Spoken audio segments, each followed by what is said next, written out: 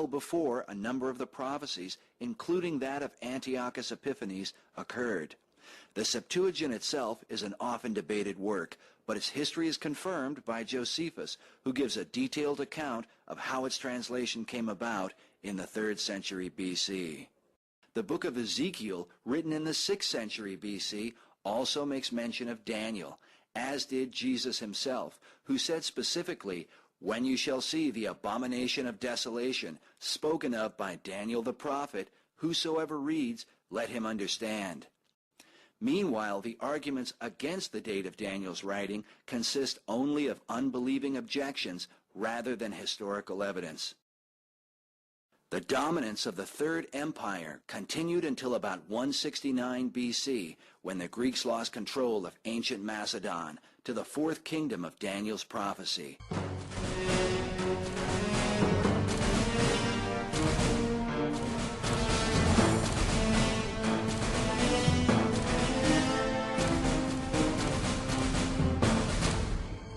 The history of Rome's origin is cloaked in mystery. According to legend, the city was founded by the twins Romulus and Remus in 753 BC. The twins were the illegitimate sons of Mars, the god of war, who raped a Vestal virgin while she slept. When the twins were outcast, they were suckled by a she-wolf, an event commemorated in many Roman images. Another version of the story tells of a shepherd finding them and taking them to his wife, a former prostitute. Part of the mystery of these accounts comes from the use of the word luper, which in Latin means both she-wolf and prostitute, or harlot. In time, the twins would found the city of Rome, named after Romulus, who would murder his brother Remus in a quarrel and become Rome's first king. After a long reign, Romulus vanished into a thunderstorm and supposedly became a god. Later, he reappeared and, descending from the sky, declared to those who listened that, quote, "It is the will of heaven that Rome be the capital of the world." Centuries later, when Rome went from being a republic to a world empire, it was said of her first emperor, Augustus, that he subjected the whole wide earth to the rule of the Roman people. Though mightiest of the four, God's prophecy makes it clear that this fourth kingdom would be divided, a division symbolized by the feet, part of iron and part of clay. Yet some scholars find an earlier division in the two legs of iron.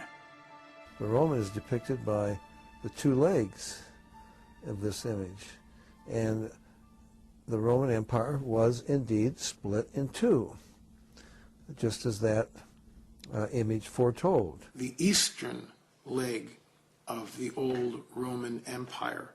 In other words, up till recently, a lot of the prophecy buffs have been looking at the old Roman Empire and looked at Europe and drew this nice little circle around Europe and said, well, it's going to come from one of these countries. Well, what most people forget is that Rome had an eastern leg, and that was the Byzantine Empire, Constantinople, until it fell, I think, 14-something or other to the Turks, became Istanbul.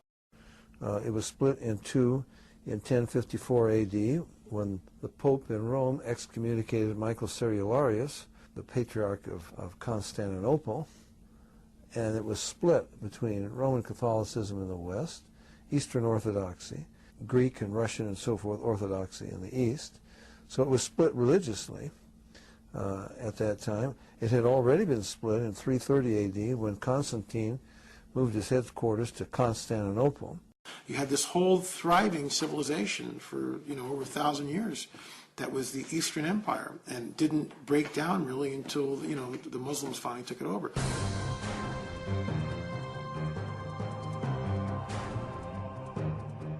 So important is the understanding of the four world empires that God showed Daniel another vision of these kingdoms, symbolized by four great beasts.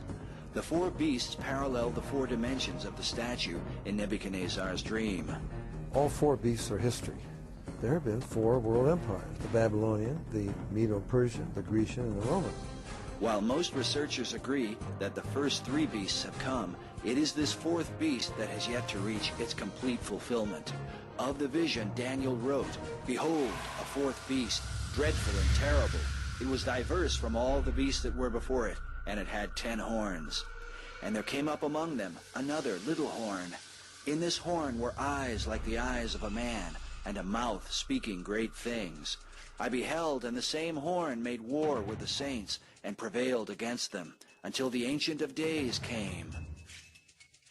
Then the angel who stood by said, The fourth beast shall be the fourth kingdom on earth, and shall devour the whole earth. And the 10 horns out of this kingdom are 10 kings that shall arise, and another shall rise after them. The 10 kings are also represented by the 10 toes of the statue in Nebuchadnezzar's dream. Daniel prophesied that in the days of these kings shall the God of heaven set up a kingdom which shall never be destroyed. So we know that the millennial kingdom of Christ can only occur at a time when there are 10 kings ruling the world. This revived Roman Empire will come under 10 heads. Now, I never believed they were the 10 nations, Western Europe, because the Roman Empire itself was much larger than Western Europe. It went all down through Syria, Turkey and Syria and Lebanon and all across North Africa and so forth. So the world will be divided into 10 regions under 10 local heads. And already for computer reasons, for banking reasons, the world has been divided. The Club of Rome divided the world 25 years ago into 10 regions, and that's pretty much the way it's laid out today. In the days of those kings, the God of heaven will establish a kingdom. So if the rabbis had known that one prophecy, if the disciples of John the Baptist had known that one prophecy, it would have solved a lot of problems for them. Because John the Baptist sent 2 disciples, you remember, from prison. He said to Jesus, Art thou he that should come, or look we for another? Hey, Lord, I ought to at least be prime minister. I introduced you to Israel, and if you're going to take the throne of your father David, how come I'm about to get my head cut off? It doesn't make sense. They thought the kingdom would be established then. No. It will only be established when those 10 kings, in the days of those 10 kings. These 10 kings were also witnessed by the Apostle John, who saw a vision of a beast with 7 heads and 10 horns.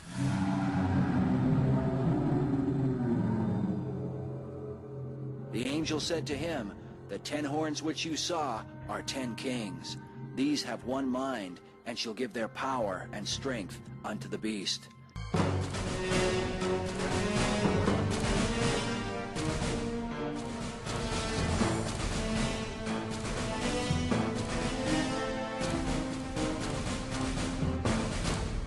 So the world is to be ruled by 10 men, who will ultimately give their power to one man, the little horn of Daniel's vision, the mysterious figure known as the man of sin and son of perdition, Antichrist. There are some people who say, well, the Antichrist will be somebody from the past like Hitler or Genghis Khan or, who knows what, resurrected. No, Satan cannot resurrect anybody. He does not have that power. It says he has a deadly wound. See, people talk about, the 4th beast represents the Antichrist and the revived Roman Empire. Then it says, I saw one of his heads. He's got 7 heads. I saw one of his heads, as it were, wounded to death, and his deadly wound was healed, and all the world wondered after the beast. So this is not a resurrection. The beast has never been killed. You could read your history. I don't know much about history, but I read a little bit of history, and I can tell you, that all down through history, all the great families in Europe, they've all dreamed of the revival of the Roman Empire. This empire has never been dead. It was wounded, as it were, to death, but the deadly wound was healed. This is a healing, not a resurrection. And all the world wondered after the beast, and they worshipped the dragon who gave power unto the beast.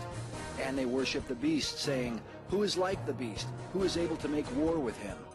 The Bible says that all that dwell upon the earth shall worship him, whose names are not written in the book of life of the Lamb.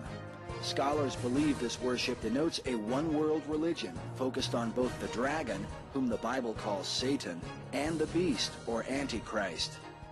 This apostate church, as some have called it, is symbolized by yet another figure in John's revelation. The angel said to him, Come here, I will show you the judgment of the great harlot that sits upon